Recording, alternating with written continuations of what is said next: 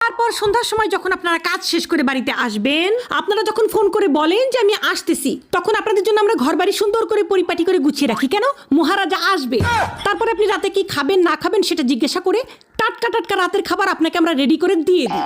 তারপর রাতের বেলা আপনি ঘুমাতে যাবেন, আপনার যে বিছানাটা সুন্দর করে বিছানা ঝাড়ু দিয়ে পরিষ্কার করে একেবারে গুছিয়ে আপনাকে ঘুমানোর জন্য রেডি করে দেয় কে? দেয় এই বউরাই দেয় আপনাদেরকে।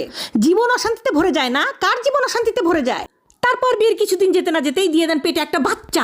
এই বাচ্চাটা নিয়ে আমাদের কত কষ্ট হয় আপনারা জানেন? সেই বাচ্চা পেটের মধ্যে 9 মাস কে পালে? আপনি পালেন?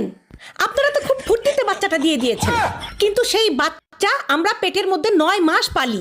পেলে সেই বাচ্চাটাকে ছোট থেকে বড় করি আমরা, গু সাফ করি আমরা, গু মদ সবকিছু পরিষ্কার করে বাচ্চাটাকে তিলি তিলি বড় করি, খাওয়াই, স্কুলে নিয়ে যাই, পড়াই।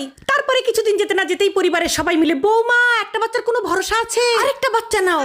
তারপরে আরেকটা বাচ্চা হয়, আমাদের জীবন হয়ে যায় তেনা